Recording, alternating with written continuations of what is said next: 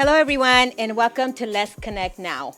Today's a very special show because I met this gentleman a couple of months ago, but I've been following him on Instagram, but never really looked into his story.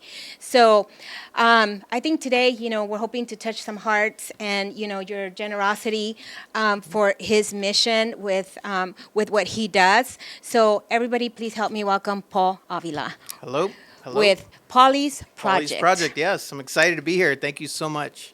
So let's start by introducing yourself and just about you. Sure. So tell us a little bit about you. Yeah, definitely. Again, my name is Paul, and I grew up in the San Gabriel Valley, and I'm the youngest of five.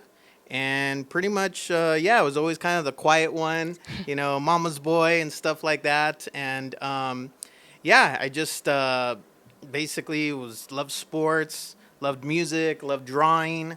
And then after high school, wasn't really, I'd say, the school guy. So kind of went straight to work. We had a family business, a jewelry business, as a matter of fact, and worked with my brother for many years and Constantine Creations. And it was a great experience, so I learned to be around a lot of people. And after that, at a young age of 20, my son Pauly was born, and I'll definitely start getting into that story, but that's basically the background. Yeah, Constantine Creations. I know that name. Where were they located at? Actually in Covina. Yeah, I know that name. So Oh, I probably really? do know your Yeah, brother. my brother Robert. Yeah, probably. Oh my God! Yes, I do know him. That's why we're Let's Connect. 'Cause we're all- Yeah. Oh my God. That always happens to me here. Yeah. I end up knowing, because they mention something, and then I end up like knowing something about, Okay. about like that person, or maybe their, it's a small world. yeah, it totally is. I remember. I don't know how, but it'll come to me. Yeah, I he's know a big eventually. networker, so you could have saw him at different events or. Yeah, I think it was Yeah. during the chamber. I think Yeah. somehow he was connected to the West Covina chamber, and that's Yeah, probably he's when I went to met him. visit. I know he's been in Covina chamber, but I think he did stuff with West Covina back then as well. So is that completely gone? He doesn't do that anymore? No, we still had the family business, and like I said, I worked with them for 20-something years. But then when I started Pauly's Project, kind of took a different route in life. But no, I worked with them many years, and they still have it. His sons help him and stuff like that. So.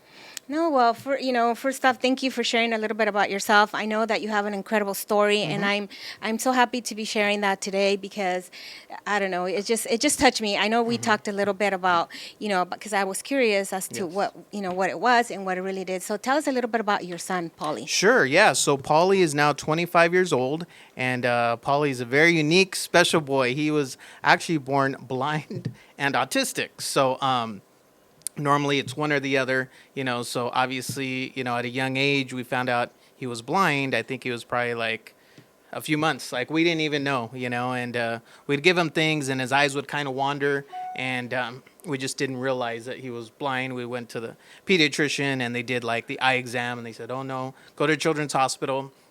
So we went, and being young parents, it was a complete blow, and it was like, wow, and they told us right off the bat, your son is blind. And it was very difficult, very emotional. And as he got older, I think now he was like 4 years old, and we're like, and I'm thinking like Stevie Wonder. That was my main person. Like, if you're blind, you're related to Stevie Wonder. So Stevie Wonder could do How cute. everything, So I'm like, Pauly still can't do certain things. He's not talking, stuff like that. So they said, go to Children's Hospital again. So then they diagnosed him with autism, and we're like, wow, another blow, So I'm like, he already has it difficult enough not being able to see, and now you're telling he's autistic as well. So I know the doctor said, it's going to be an uphill battle because autistic kids totally rely on their vision because most of them, autistic kids, are nonverbal, but at least they could point, like, hey, what do you want? And they'll point, So I'm a little ignorant about autism. So tell us, what exactly is that?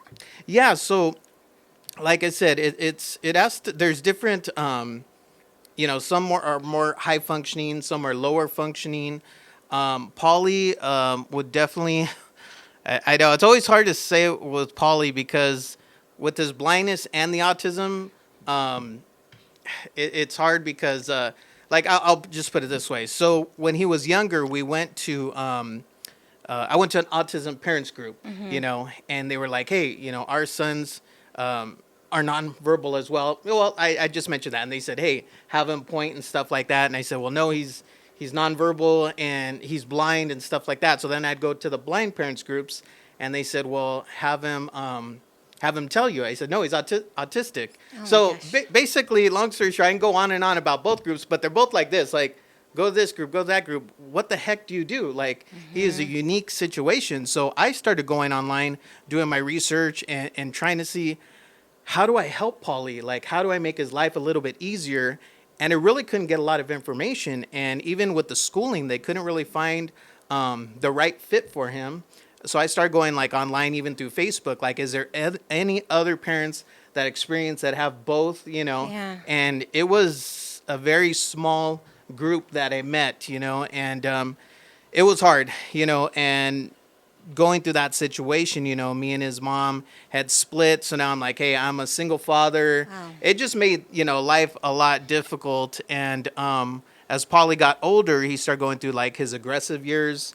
And I didn't know. So obviously, he didn't come with a manual and stuff like that. It was more I think no kid hands-on. comes with Yeah, a manual regardless. Exactly, They don't come exactly. with a manual, yeah. Yeah. So it was. And parenting doesn't either, by the way. Yeah, oh yeah, definitely, definitely. So now I find myself in this situation. I'm like, single dad. I have a son who can't see and he can't talk, and he's going through these aggressive behaviors. It's like, what do I do? Like, how do you So, figure it out? It must be Yeah. very difficult. Yeah. very no, difficult. Yeah, I mean, if I were to leave Pauly here and say, hey, have a nice day with them, you'd be like, what do I do? Yeah. Because again, it's when you can't see and you can't talk and you have to bathe him and you have to feed him and he's in diapers. You And don't know if it's like something's. taking Do care you of a know, child. like, if something's hurting him? Is he able to relate that somehow? Yeah, I mean, luckily, like his go-to sign, the only thing he basically can say is yes, and that's the universal answer. So I'll go through a laundry list. Like I could tell he's getting frustrated. He's red. He's shaking. I'm like, oh no. So Pauly, do you want to go for a walk just to change it up? And he doesn't say anything. Do you want to go for this, that? Do you have to go to the bathroom? No, double tap his chest. That means yes. So I said, okay, let's go to the bathroom. But I mean, I can't imagine your frustration. And how did you teach him that, or who taught him that? I think at a younger age in school, they would just get his hand. That means yes. So I think they found out, or he found out when he said that, they'd give him like a treat. So he's like, oh, cool. Well, I'm going to say yes, because then, if he completes a task, they'll give him a treat, So mentally, they know, like, they can comprehend things? Yeah, so like he's super smart, he's super brilliant. Like if you watch some of my videos, like, okay, Pauly, brush your teeth. He'll pick up the brush, he'll brush. Okay, Pauly, we're gonna take a shower. Take off your shirt. He'll give it to me, hand it to me. So his other senses are really heightened. So like Okay. that's the whole thing with music. Like imagine his hearing is like quadruple ours. So that's why like even if I have to go to the bathroom at night, I won't even creak on the wood. Like I'm like I'm gonna hold it because of his noise is so sensitive that he'll wake up. So and then smell. Like candles. All that stuff, so he loves musical toys. So we just kind of live in Pauly's world and we just keep him comfortable. I remember when he was going through school, it was always like he had to meet the criteria. He's at a third year, a 3-year-old level and he's 18. I'm like, I don't even go by that anymore. As long as he's happy, At the end of the day, you just want to make sure he's okay and He's he's safe. being taken care of. And and Yes. especially safe, because you Yes. never know, him not being able to see, Yeah. it's unpredictable what kind of things that he can And I encounter. really want to like reach out and help other parents because I get a lot of, we started our Pauly's Project Instagram page and a lot of other parents reach out to me from like, there's a lady in Miami, somebody in New York, Chicago that have children just like Pauly and they're blind and autistic and they're maybe ages like 6, 8, 10. So I try not to scare them, but the reality is, when they face their teen years, it's going to be extremely difficult because nobody warned me. And I thought it was hard when he was little, but once he got a teenager, almost like clockwork, 18, hormones, testosterone. He started becoming a man and he started getting super aggressive. He'd bite me, punch me, kick me.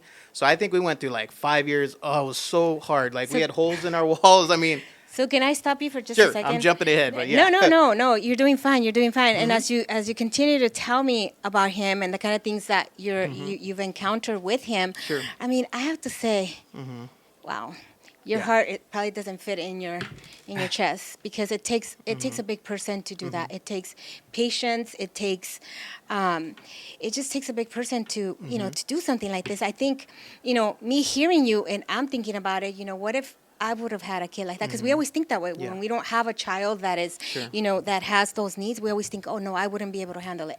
But you as a woman, we do Yeah. naturally, but you as a father, that just it just blows me away Yeah.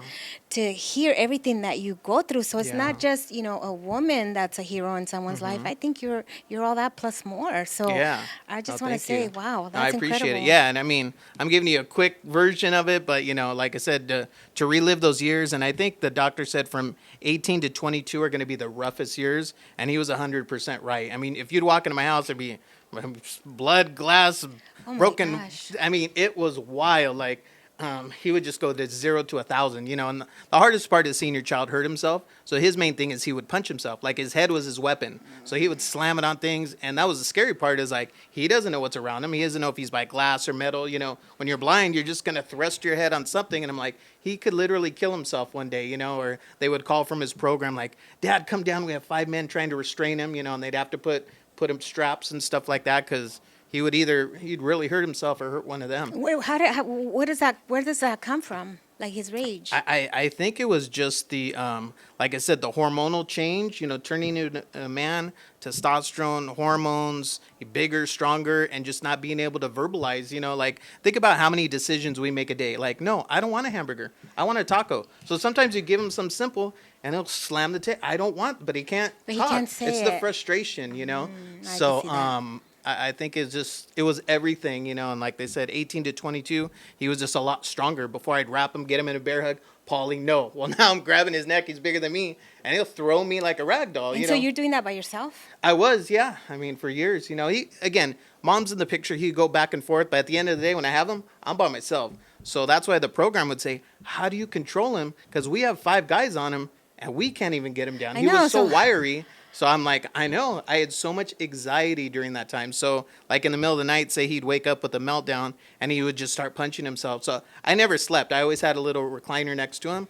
So it was rough. My family are like, man, you need some help or do something because you're just a nervous wreck, And I'm like, it's just so hard for me to see that. So even now that he's better, he's 25. So I think we've made it over the hump. But there's still signs that I see where you get all, and I'm better at diffusing it. Because I think before he knew he had control of me, and because I was all nervous, and I think he was feeding off that vibe, like, I'm going to slap Dad around. Now I see him, and he's like, Pauly, no. I get his arm, like, we're going to go for a walk, so let the steam out, But, so I've learned a lot, and I try to help other parents because it's a difficult situation. I can see that. So were there ever any times that you wanted to give up? Never give up. I think as being the youngest of 5, my mom and dad split when I was born. So I never wanted Pauly to have that hole in the heart that I did growing up. So it was never like I'm going to walk away or anything like that. It was just heavy. Like it was a lot. I remember he'd have a meltdown and I'd go outside and just like cry sometimes and just look at God and say, why? I can't do, I did have those days, but it's like, suck it up, dude. Like, and I'd have friends come over and they're like, dude, no offense, but I'm out with baby's mama and I have to deal with this. I'm out. And I'm like, yeah, 100% right. Yeah. But I'm not most dads like that. I'm going to do whatever it takes. I'm going to step up. I'm going to be an example. I'm going to be a man. My son didn't deserve this life, but we're going to work through it together.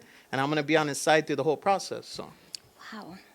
I can't believe that. I mean, I could believe it because you're here and you're talking about it, but I can only imagine that now that you could talk about it, but during those moments, it must be very difficult for you because I know just having normal kids, oh my gosh, I wanted to like hang them from somewhere, but... well, especially too, I get upset, I hear my friend and like, they're so mad. Little Junior didn't make All-Stars. I can't believe, I'm all, dude, time out. You know what I would do to play baseball with my son? Have him throw the ball with me? Or, little Susie, she didn't, get straight A's and she didn't make honor roll.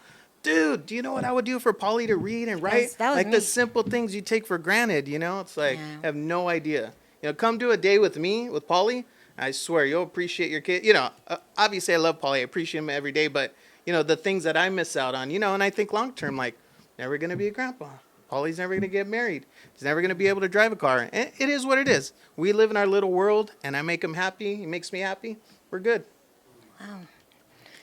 Well, some right now I'm thinking of words and they just don't come out because it's just extraordinary just to even Mm-hmm. hear you talking like that. And I hope that you are getting, you are Mm-hmm. reaching out to people and professionals because things change, Yeah. and there's always hope, Sure. right? There's always Yeah. hope, and I think you give that hope also to those Mm-hmm. parents that you're talking to that maybe their kids are only 4 years old and Yes. you already know what they're about Mm-hmm. to go through, but Yeah. are you telling them that ahead of time to Yeah. prepare them, or how do you share the information with Yeah, those I mean, parents? I've kind of built a little network, through Instagram, and I get so many DMs. Sometimes I feel like a counselor. I'm messaging late at night, moms and dads, and I see Pauly went through this and that. How did you, go through the struggles and stuff like that? So I really, I'm easy to track down on Instagram. I try to message everybody back, but yeah, like I said, there's people in Chicago, New York, Miami, Texas, a lot of parents that reach out to me, and I just share my experiences. That's all I can do,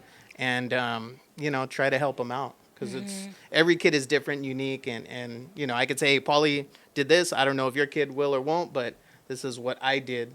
So So this is a perfect example of why social media is important, yes, because it's being utilized in a way that is helping others. mm-hmm. And so there's negative and Sure, then the positive, which is yeah, you reaching out to these parents are able to find you mm-hmm. now, and that's good because before, when there was no social media, how do you do it, Yeah.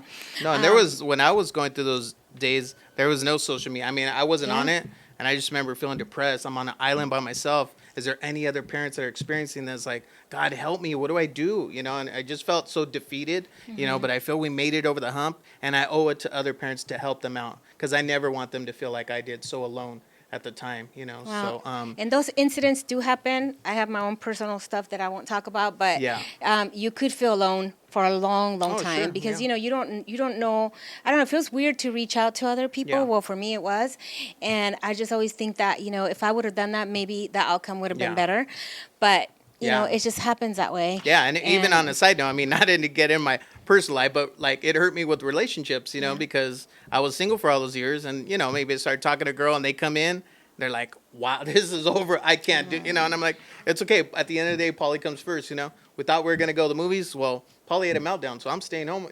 So you do what you got to do. I just So you've adjust my sacrificed life. so much of yourself for your Mm-hmm. son, which is, God, it's admirable for sure. So as I go through your website, tell me what Polly's project, what it means, and how is it attached to the homeless? How Sure. did that Yeah. come along? So I think how we touched on Pauly. And Pauly's project, I'm so passionate because there's certain things maybe I can't do with Pauly, but this is what I can do for Pauly. And I feel like I'm putting him on the map, like I'm leaving his legacy, like he's my hero, and maybe he doesn't even realize the thousands of people he's impacted through Pauly's project. But basically, Pauly's main passion is music. Figure you can't see, you can't talk, all you can do is hear. So music really soothes and calms him. And I remember volunteering one day in Skid Row, saw a guy with headphones, and I immediately thought of Pauly. This guy was smiling, and it just took me back, and I was like, wow, like music's a universal language, like they say. So I think, God, it was about 10 years ago. Went home, tossing and turning. I was like, all right, God, you put something in my heart today. I saw this homeless guy with headphones. How do I connect my joy of helping the homeless, in Skid Row and Pauly and music? And I said, easy concept. Let's call it Pauly's Project in honor of Pauly. And we're just going to start by donating headphones. I'm going to tell my family and friends, and we're just going to buy 50. Let's just start there, see where it goes. And yeah, so me and Pauly would hit the streets, and Pauly would hand him the radio. And they were kind of like confused or dumbfounded, like, why isn't he looking at me? And I said, well, Pauly's blind. They didn't really understand his condition. So why isn't he talking to me? Well, he's autistic. He doesn't speak. So we'd say, God bless, and hand him the radio. And I'd turn around, and they're just like confused. So, the homeless people tell me, like, this young angel can't see and talk, and he's donating a radio to me? Like, it really touched their heart. It's like, who am I to complain? Yes, I live in this tent, but I can still get up and do something with my life. Like this young man, so it was more the backstory, and Pauly was just like their little hero. So they're like, hey, we love the radio, thank you, but it's the whole backstory and the meaning coming from Pauly. Yeah. So that's how it started. Just me and him, like I said, 10 years ago. One of my friends said, hey, start a little Instagram, Facebook. I'm like, dude, I'm not into social media. That's not my thing. But I said, hey, you're right. Let's do it. So I just started sharing some of our stories, and people are like, hey, we love what you're doing, but how do we get involved? And I was like, shoot, like, I guess I'm being kind of selfish. It's only me and Pauly hitting the streets, you know? So I said, I'm just going to throw it out there. I said, all right, well, I'm going to meet at Farmer Boys at 10:30 if anybody wants to tag along and go with us. So I think the first time I had like 3 volunteers. I was like, yes, you know. And then, 5, 10, 15, 20, 30, just kind of blew up from there. But yeah, I think Pauly just touched so many people. And now from radios, we do food, Yeah, I can see all that. clothing, hygiene kits, blankets, socks, shoes, Yeah, he's in all of it. He's in Yeah. all of it. I can see all the Yeah. all the So, pictures. like, he goes to our main events, but there was during that time that I mentioned, he didn't really want to go out there anymore. He got a little bit older, and I can imagine, like, the smells, the noise, it was just too overwhelming. And I'm like, why am I going to bring him out here for him to suffer? Like, when you go out there, it's more of a visual thing. He can't see and he can't talk, and I could tell he doesn't like it, So I kind of kept him home for a while. So now when he comes to our big events, they all remember him. So he's like he's like the president. So he'll come out once or twice for the big events.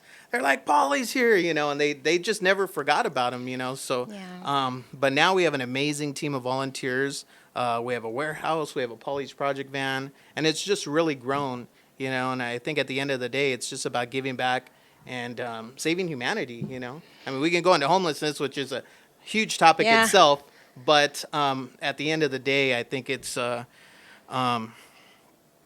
just having compassion Yeah. for everybody. Well, you definitely have compassion. There's no doubt Mm-hmm. because you're taking care of your son. You're attending to all his needs. You're being punched. You're being thrown. You understand him now, Mm-hmm. and you still have the heart to go out there and help these individuals Mm-hmm. and give back.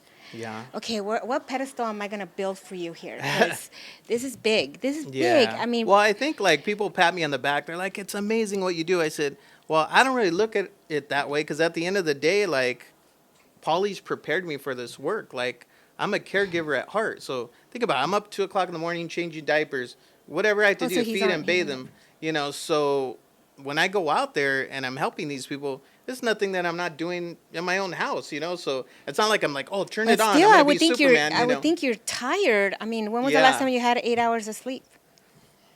I don't know. See? Yeah. So we have the luxury. So that's why to a lot of us, I'm sure we're amazed Mm-hmm. because it takes a big person to do that. There's people that just devote themselves to just taking care of that kid, Sure. but they don't have time for other things. They just feel Mm-hmm. like their whole life has been consumed at home, just taking care of that child or whoever it is. Sure. But you're doing other things. You're Mm-hmm. you're giving back to them, to the homeless people. And I saw a picture that it's seriously engraved in my mind, where there's a lady who sells flowers, Mm-hmm. and I don't know if he's in the back of a station wagon or something, and he's smelling the flowers that she's giving him. Yeah, I try to buy Pauly flowers on Fridays, so we'll go to like a vendor, selling flowers, and most of them know us now, so they get out. Pauly's here, and they'll find the best spoke. I said, give me the best one that smells, So he gets all excited and he puts I his saw nose that. in it. I saw that, and I was like, "Oh my God, that is so Yeah. cute!" Wow. Yeah, well, they would say, give somebody their flowers while they're alive, not when they're passed, and I'm like, I always thought of that. I'm like, hey, Pauly's alive and he's right That here. is so true, We're right? passing somebody. Yeah. Do you He see all the deserves flowers it. people get? Exactly. Yeah. No, absolutely. I truly believe that. Mm-hmm. So now, you're a nonprofit. You're a 501c3. Yes. Correct. So now, how do you build funding? What kind of fundraisers do you do to get the items that you put together? and Yeah, give away? so that's pretty much through like social media, through like our Instagram family and Facebook and stuff like that. We've built a pretty good following. That's why I tell people like we came in and I'm trying to think of the word grassroots. We started as a total grassroots nonprofit, not thinking it would go like this. So that's why I tell people I'm no marketing expert, fundraising expert, nonprofit expert. So I'm like, we need the help. So people are like, what are you doing for your marketing fund? So now we have a board. We're growing, and we're trying to have more fundraisers during the event. We're having a big event July 16th in Skid Row, so we're going to feed like 400 people. But I tell people, we're giving socks, shoes, T-shirts, radios, all this stuff. It doesn't come free, obviously, so we need help. And I know since the pandemic, it's been harder to get donations. Yeah. So we need the support of our community. Yeah. Well, we're going to touch a little bit more on that. We're going to take a quick break. Okay. And when we come back, I want to hear more about that and your fundraising efforts and see how we can help. Sure. Okay. So Sounds we're going good. to take a short break and we'll be back.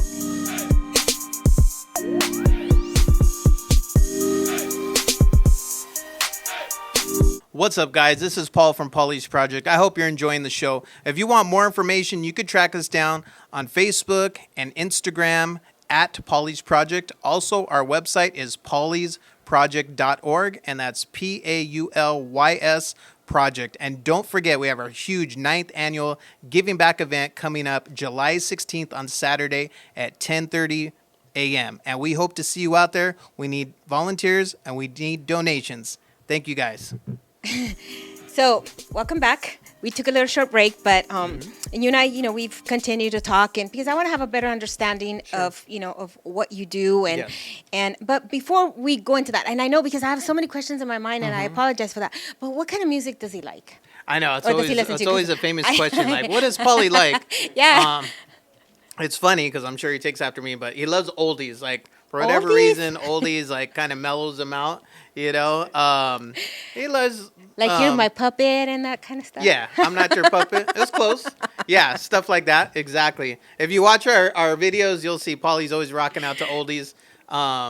He loves classic rock. He loves some hip hop, some old school. So yeah, I mean, pretty much what I grew up, sharing with them. So but, do you make a tape for him, or it's just a radio station, Apple Music? Actually, I got a lot of like little thumb drives or MP3s that had some DJs. Here's 400 oldies on this little thing. Pauly just goes to town, just press play, and So he knows how to do that. I pretty much turn it on for him, but I want to find something where he could change it himself. Like maybe he doesn't like the song. Yeah. He's pretty much good with all music, but the only thing is I tried country one time and he wasn't really feeling it. That's my favorite. Yeah, I think it was a little too slow for him, Maybe it had too many words. Exactly. Yeah. No, that's cute. I really wanted to ask you that question from the very beginning when you told me that he liked music. Yeah, so people always I was ask, like, I what's wonder his what kind of favorite music? Exactly. Yeah. Okay. There's no cussing on anything, right? No, I try to keep it pretty clean. Okay. Yeah. Just want to make sure. But no, that's really nice. Actually, that's really cool because music is always healing, and it's always, it soothes you, and there's just different things that, that music does, right? Yeah. So we were talking about the nonprofit side, which is Pauly's Project. I know that you said now you have a board, you have a team of people that are helping you with the marketing, with with everything else because a nonprofit is, oh my gosh, it's a lot of work. Yeah. And staying in compliance is very important. Yes. And so, yes, by yourself, that would be a lot for just you to do. And I realized that super quick. Sure. So how do you guys, how do you get your funding? How, who helps you? How do you build funds to get these items? And how do you guys distribute?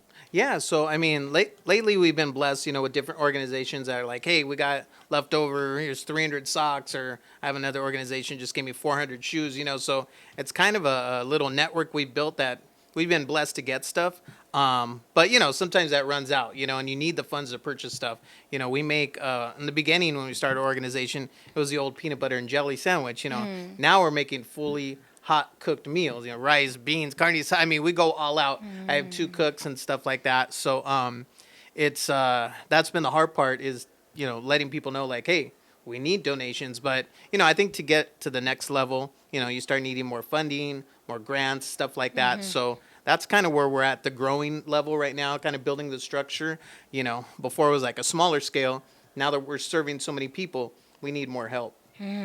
Wow. No, and so do you have a specific place where all this stuff takes place Well, we got blessed. There was I was calling my Pauly's Project Angel because I think it was about a year ago. I was just frustrated as we'd get donations, say clothes, blankets. I didn't have anywhere to store it. I my brother would store some stuff, or sister, or whoever, people, friends. We'd have little piles in their garages.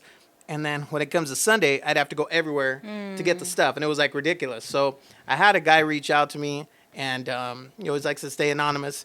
And we went to dinner, and he's like, "Hey, Paul, how can I help Pauly's project?" I said, "Honestly, right now, we need a storage facility, like everywhere that we can, put everything under one roof."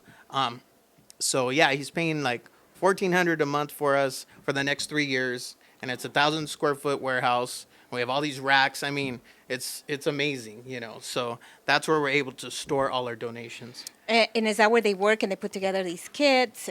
Yeah, yeah. Okay. So we have volunteers. We always meet there. I probably got like a good core group of like 15, and we're always texting each other, "Hey, we need help with this," or "We're looking for that," or these people just have huge hearts, and they're all about giving back to the community. I can imagine. And then, yes. Obviously I'll post it like, "Hey, we're always looking for more volunteers." So, we have a good little following. That's awesome. What about the cooking and the meals? Where does that take place? Yeah. So, mostly I got two cooks. One of them's Dion. She's kind of our lead cook, and mostly just out of her house.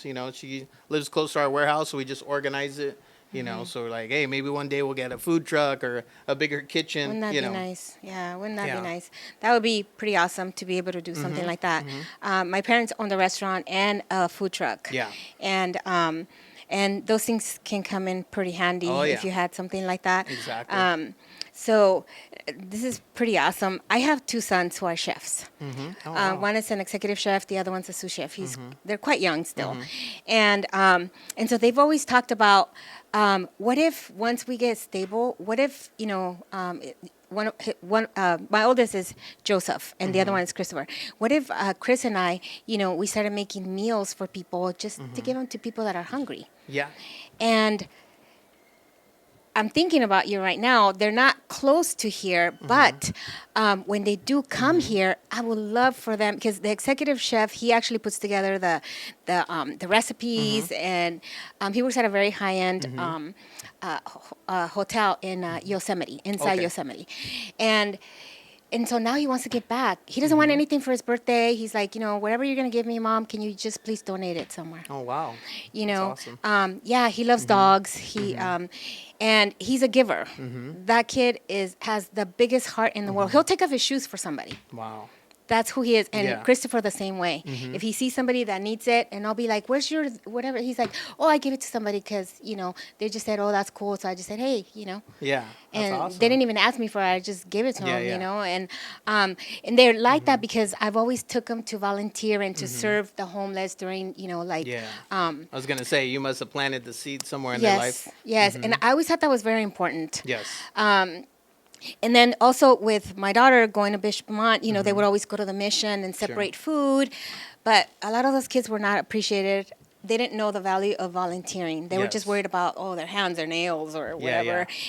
But my daughter continued on her mission to help them with mental health, and that's what she does right now. Oh, wow. And they work, they work with the police department. She's on 911 calls, and they go and she assesses the cases that are, minor cases, and she sees the need, and she has a lot of compassion in her heart. Sure. So I could see why you would too, and I could see why a lot of people do. So it's not enabling the homeless people. You just have compassion for human beings that didn't ask to be out there on the street. There's different circumstances that took them there. Sure. Right? And I'm sure you understand that, but we shouldn't question it. Yeah. I think everybody has a different backstory. I think sometimes homelessness has a negative stigma around it.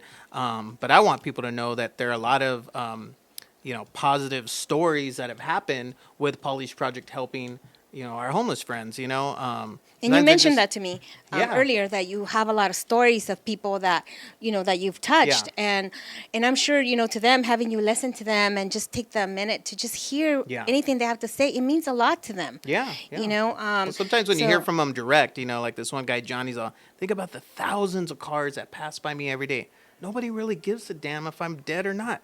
You come and your Pauly's Project crew, hey, John, how you doing? You acknowledge me. You looked me in the eyes, like you gave me value, and you're saying, come on, John, you could do this. So we got him in housing. He eventually, went in and he said we gave him that push he needed, and I think after Pauly was born, I didn't really touch on this, but I went through a very difficult time. The drinking, the DUIs, I went to jail, this and that. And it was just me acting out, just upset and Frustration. angry, and I look back during those dark times of those 2 years, and I had my family, my mom, whatever, she gave me the words and kind of picked me up. A lot of these people have nobody. We're it. So instead of pointing the finger and looking down on these people, we need to lift them up. Yeah, yeah, because every case is different. Not Mm-hmm. all of them are out there because they're drug addicts Mm-hmm. or whatever. Different Yeah. circumstances, that I don't know. I always say this, God could give and take away. Sure.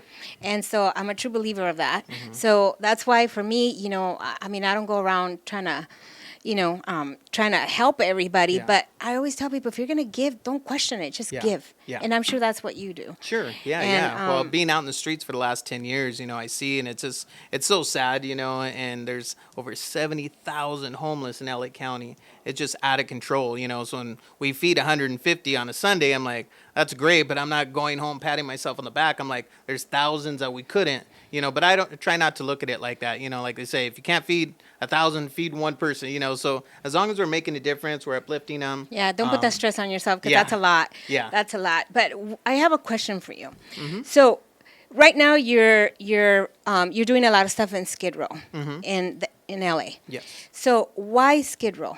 Well, I had an uncle that hardcore gangbanger, and it was always in and out of prison. And when he'd get released, he'd go to Skid Row because he said, "Hey, at least I'm not going to starve here. I can eat at the missions. I could get some shelter. Then he'd go back to prison, do a couple years, So my mom would take me down there. I think I was like 5, 6, 7 years old, and we'd hand my uncle, cigarette cartons, clothing, hygiene, whatever he needed to survive another week. So he passed away. But when I got older, I said, I want to go back to that area because that seed was planted in my heart. So people would say, why Skid Row? And I said, because I feel that connection from when I was a little boy. Now I'm older and I could go back and help, Wow. Yeah. So I know you're in this area. Mm-hmm. So is there any plans to kind of work around this area? Because I know Yes. we have that, that here, and I don't know. I hear a lot of complaints, and that's all I hear Yeah. all day long, and that's all you see on Facebook and all the different groups that get together, and they're just complaining. But I don't know. I haven't seen anything or anyone that has really made a difference. Yeah. With any of these groups, and I know the resources are there. Yeah. I know the resources are there, and I know that there was money during the pandemic that was given to health specific groups, and there was a lot of money, as a matter of fact. So I don't really know, how it was utilized, what kind of help Yeah. they've done, but I do know that in Baldwin Park they built little homes, right, or Yeah. a little community for the homeless. But here, I know that this area will oppose it, and Yeah. I don't know why. Yeah. I'm think sure, yeah. I don't know, maybe that's No, too political I or get what something. you're saying. Like it gets into politics and, everybody pointing fingers, and it's frustrating that nothing gets done. I could say during the pandemic, there was only a few of us groups that were out there, because I know a lot of them, held back because, obviously everything going on. But I do a lot of work in LA, but I want to do more stuff local here in the San Gabriel Valley. I've been approached by other groups and I'm like, yeah, let's team up, but, I think it starts on the ground level. It starts with building that relationship because you can't just come with a yellow vest and a clipboard and say, what's your information? We want to get you in a place. Like, who the heck are you? Even when they do the yeah. homeless count, Yeah. a lot of them, they won't even acknowledge you. So I guess you just do the homeless count as you go. But I know it's not accurate. Yeah. It can be exactly. accurate. It's just Yeah, impossible. it's like whatever that number is, add 50,000 to it. Yeah. It's like, how can they account for everybody? It's impossible. It's a rough estimate. But yeah, I truly think that like what Pauly's project is doing on the grounds, on the front lines, building those relationships, we're going to have more success at reaching people than, somebody from the county with a clipboard say, hey, give me all your information. So again, we keep going to it starts with that compassion. You have to have it. Everybody has a different backstory. I remember not too long ago, and it's like, how do people fall into homelessness? Well, it could be anything and different everything, things, yeah. I saw this gentleman, he said, take, for example, he says, I was a chef. Well, it's funny. He said a chef, like your son, a year ago. And he said, I got a divorce. It happens, So wife takes a house, lost my kids, basically. But at least I'm a chef. I'm working at a restaurant. Well, the restaurant closed down. So now he's out of a job. And all his family's from back east. So he's like, I basically have nobody. Lost my house, lost my wife, lost my kids. Now I'm losing my job. I don't know where to go. So people say, hey, go to Skid Row, man. You're basically going to starve. At least you could go eat there. He's all, I didn't know anything about Skid Row. So now he's there, and he's all about a couple weeks into it. I'm scared. Everything you could think of Skid Row, it was like 10 times worse. So he's like, I can see where you find a dependent of something to numb it, you know. So he started drinking.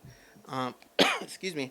So he went from drinking to like smoking weed to like full on heroin addict now. So again, that story, it's just one example, but I talked to him and he say, you know, this wasn't the life I wanted. It happens, but I'm just one example. But a year ago I was fine, and look at me now, you know. So who am I to sit back and say, yeah, look at you, you loser? It's like the dude is in a bad situation. How can we pull him out, you know? So it happens. You can't judge. You can't judge because you never know. It could be a family member. It could be anybody. Sure. You know, and I think I'm learning a lot from you because you always have to prepare yourself. You always want the best and the good outcome out of everything, but there could be a sad circumstances to a whole bunch of different things, you know, in our lives, right? That we're not expecting, but we have to face them. Sure. And we can't rely on alcohol or drugs, you know that already, because it doesn't do anything. It's just a Band-Aid. It's just a Band-Aid for everything. So I'm sure they're hurting, but they try not to think about it. You know? And I just try to go out there with a positive attitude. I mean, think of how discouraged I could be going every weekend seeing this on Sundays for 10 years. You'd be like, let me hang myself. You know, it could be depressing. You know, I was on Sunday, we were dealing with a lady that I said, what happened? She was bleeding. She said she just got beaten and raped. So I was trying to call it, there's a team, pet team, psych, evaluation team that would pick her up because mentally she wasn't even coherent to tell the guys anything, you know. So it's just stuff like that. So when I go home, it's heavy on my heart, you know. Of course. So, everybody has a different circumstance, but it's what can we do to make a difference, you know. So obviously we know some people want help, some people don't, but we just got to keep moving forward and helping one person at a time. Yeah, I knew. I met this couple years ago. They were both blind. Okay. They were both blind, and even the child that they had that was in preschool was also. The child was fine. But I found out later because the little girl would sign language with other kids where she had to learn to talk, but she could scream really loud. But she could talk, but she was never really taught to talk because they didn't really have any. I found out later they were homeless. Oh, okay. And that, you know, and somebody actually helped them that was already helping them by putting her in the preschool, and they were getting help at home because there was just so much stuff going on with them, and I could see it, you know, and you could see it in the way the little girl would act. And so it's just different circumstances, you know, different stories, but they always stay with you, you know, and you always think they're going to change my life, but I don't know if they have, but you know, meeting someone like you, I want to be different. You know, because I do have a giver's heart. I just don't know how to put it to work. And people say you're already doing that with what you're doing, but I want to do more. Sure. I want to do more because I see your mission and I want to do more. So how can we help you, or how can I help you personally? You know. In any way. Well, I get it that, you know, what we do, you know, I'll post pictures and videos and people are like, I can't do that. Like, I can't be out there on the front lines. And I get it. It's not for everybody. But there's always something you can do. You know, you can donate a case of water. You know, there's so many items we need. You know, they always say the things we take for granted, other people's are praying for. Exactly. You know, so I see people with no socks. It kills me, you know, walking on the hot concrete, you know. So, you know, as simple as, hey, your school, your organization, your church, something wants to have a sock drive for us, collecting cases of water, hygiene items, blankets, sleeping bag. There's so many things. So, we need volunteers, but we also need donations, you know. And I think people always say, oh, it's a great story about you and Pauly. And I'm like, it doesn't end there. We need help to continue our mission, you know, so everybody can help. Or maybe you know somebody, you know, I could talk to you and you're a big networker. You could say, oh, man, I know somebody that has that or whatever, you know, so there's always ways that we could connect, you know. Yeah, and even my husband and I, we always think, you know, because he writes a check to some ministries and stuff like that, and we never even met these pastors or anybody, but he's trying to find somewhere to donate it. For me, it's more the kids with cancer through, through an organization. Sure. And but locally, I always tell them, we need to find somewhere where we could do it locally. Yeah. Mm-hmm. And I've been a runner for a long time. Mm-hmm. I collect shoes like if it was I don't know, and I feel bad saying it, but I do. And Yeah. I don't give them to, like my mom, she's like, give me everything and I'll Yeah, give it yeah. away. Yeah. You know what? There's a lot of need here. Yeah. And I would be more than happy to Yeah. donate them to you. Yeah. I think most people, it's a great you give to the big stores, the Salvation Yeah. Army, but you never see the end result. With us, it's like, you want to come with us on a Sunday, you're going to hand those shoes out direct, so you know exactly where it's going. We're going on the front lines. That's why I have guys, I said right now, for whatever reason, it seems women go through their closets. We got women's clothes coming out of our ears. With the men's clothes, we're low, and that's what we need. So I tell my friends, dude, go through your closet. You haven't worn those jeans in 5 years. They don't fit you anymore, So it's like men's clothing. Well, we always hope it's going to fit us a couple Right? years from Yeah, now. exactly. But it never Exactly. does. It just stays there. It gets old. Exactly. By the time it comes around, it's already in fashion again. Yeah, yeah. But you know what I'm saying? There's certain items that it's like, Yeah. hey, you could go without, Yeah. My friend's a big shoe collector. Dude, I have 40 shoes. I'm like, you probably wear 3 of them. Like, give me a couple, And it's not till you go out there and you see it direct with somebody barefoot with no shoes. And you're like, man, yeah, I got to, can't be so selfish. So. Well, I'm going to do my best to give you things that could be used by them. Sure. That's not like, but no, I'm seriously trying to find, somewhere to give them. I also have a friend who works at a running store in Pasadena, and they have back stock of shoes. People return them after 30 Yeah. days. And I'm like, what do you guys do with them? Even Yeah. runners donate them and they put them in a box. Yeah. They've only used them for 4,000 miles Yeah. or something like that. And then, we're supposed to change our shoes. Sure. And I've gotten some free shoes from, hey, do you want to try these shoes? And after I go and I return them, they're like, no, they're yours. And, Yeah. and I don't use them ever again because I don't like them. So it's those kind of things that I have 2 tubs full of. I'm not Yeah. even kidding you. They're in my garage. Yeah. And I have no use, and I'm not going to use them again. So, I will be more than happy to donate them to you. Definitely. And, and other things. And I am very well connected to people. And so we're going to try to figure something out because that's what I want. But if any of you, listening to this, to Paul and, hearing about, Pauly and Pauly's project, if you guys feel compassionate to, get involved or donate, my God, this is a perfect time because people have gone through a lot with the pandemic Sure. as it is, and depression is on the rise. Yeah. Mental health issues, but we Yeah. shouldn't question it. We should just try to be there as human beings. I think for sometimes, people. we're having a rough day, and I say, Yeah. come out with us on a Sunday. Yeah. And, in the beginning, like, say I'll get a first-time volunteer. What's your thoughts at 10:30 when we're leaving? I'm kind of nervous. I'm scared. I don't know how the homeless are going to react. Are they going to cuss me out? I have no idea. Okay, hold that thought. And then at 3, when we're done, I'm like, what do you think? You were out with us for hours. They're like the complete opposite. These guys are so appreciative. They love you. You know them by name. They know you by name. Like, it was a beautiful thing to see. And people coming together, It wasn't, them and us. It was like we, together we were talking and laughing with them. And, it just kind of made me feel good, So now now that I've gone out with you, now I want to know I'm going to get socks or whatever, So I'm like, that's what it's all about, You could watch my videos and pictures all day. But until you're out there and you see it, then you know Yeah. how big the need is. Exactly. And I don't drink Starbucks. I never buy Starbucks. I don't like it. I'm sorry, Yeah. Starbucks, but I don't. Yeah. But there's people that spend foolishly, Yeah. I gotta have my Starbucks. Yeah. But imagine if they just save that for a month, for Yeah. 30 days. That's what I tell people, because we just what a started difference it the would make. Patreon, and that's, a reoccurring monthly donation. Yeah. And that's what we need, because it's like sometimes at the end of the day, are we going to get a couple hundred in donation, whatever. I'm like, I have friends that go to Starbucks every day. Dude, just don't go one day. That $10, apply it towards Pauly's project. That's your monthly payment to us, Make or a whatever. cussing what I jar, mean? get a Exactly. cussing jar, and for 30 days, everybody who says a bad word, they have to put in $1. Exactly. And Exactly. then, it could be donated to, Yeah. to a good cause. Yeah. Because, we all cuss at home and stuff, so Yeah, I exactly. probably... That's why I tell people the volunteering. So, we I'll meet make you a jar. yeah, exactly. That's all of us. So, we meet the first and third Sunday of every month, and we meet at 10:30 a.m. at Farmer Boys. That's off of Alameda downtown. So, again, it's twice a month, guys. We could all do it. At least come out once. Right now, our big thrust is for our 9th annual. I was pretty proud to say our 9th year that's of our awesome. Giving Back event at Skid Row at Gladys Park. And it's an awesome event. We have music, we're going to have a photo booth, we have tons of volunteers, and we're going to serve about 400 people.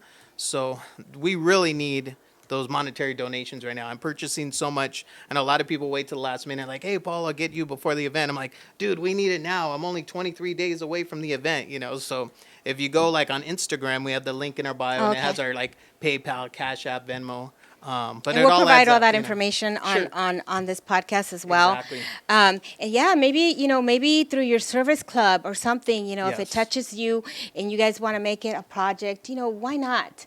Let's do it for, I want to do it for Pauly. I want to do it for you because, he might not ever, well, obviously he will never know me, but I know you. And so because of that, I just felt like I need, like, this is perfect. Yeah. This is perfect. We have an advisory team here. We're always looking to see how we can get more involved in the Sure. community. So if it's something, local, or if I can get a ride because I don't drive to downtown, I'll get lost. Yeah. No, I'd be more than happy to also, join you and, Yeah. and get involved because this is good. This is perfect. We all have stuff in our closets. We're always looking to donate. Yeah. Why not donate locally Yeah. to this project? I think it's pretty Well, awesome. that's what I tell people. I could easily just me and Pauly have our rough little difficult life that we go through Yeah.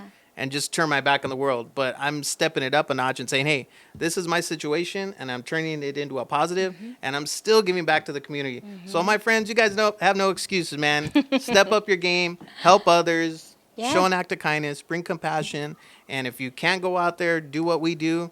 Help us in some way, so. Yeah, give up your Starbucks for a month. That would be Yeah. a challenge. That would be a good one. A cussing jar, like Exactly. I said. So Yeah. anything that, that could bring happiness to, Sure. to the most unfortunate people right now, it would really help. And I know you would get so happy, and I want to put a smile on your face. So we're gonna start thinking about it. We're gonna put something together to see Yeah. how we can, help you and support you most Yeah. of all, with what you're doing. I know you make time to come here. You make time to just come and, hang out. Yeah. And that's pretty awesome because you need that time too, Yeah, just yeah, your you need alone that- time. you need that outlet, for Yeah, sure. and you need people to tell you, That's hey. why I always tell people I need that balance. It's like I Yeah. work full time too. People don't even know I work. They think I just take care of Pauly Wait. and Pauly's project. You also work? I Yeah. didn't even know. Yeah, I work. I have my a work goodness. full time job, and I get off, and so I'll go pick up Pauly, and then once he goes to sleep, then I work on Pauly's project stuff. So yeah, at the end of the day, I'm like burned out, But that's why I have my team now, and they're like, "You've carried this load of Pauly's project for so many years.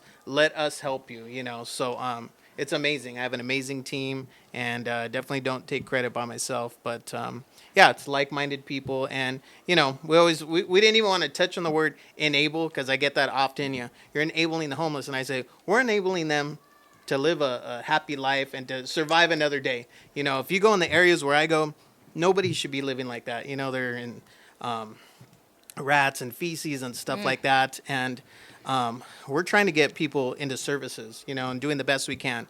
Obviously, sometimes when you're chronically homeless for over 10 years plus, they're like, hey, I'm probably going to die out here. This is becomes what their it is norm, yeah. because I don't want to go into shelters and I have to abide by the rules and be home at a certain time, and then I can't drink or I can't bring in my dog or what have you. So, everybody has different circumstances. I'm not there to judge. I look at my son as a perfect example. Like, what if I turn my back on him? He'd have nobody. And when I go out there, I feel the same thing. When I look at my friends, we can go, I could take you down 6 blocks. I'll know everybody by name. And you're like, wow, you've really built some roots, relationships out here, So, yeah, man, it's just about making a difference. Yeah, no, well, I'm very fortunate to have, to have met you. I feel, blessed, and I always think, man, we need more people like you. And, Thank you. and all power to you.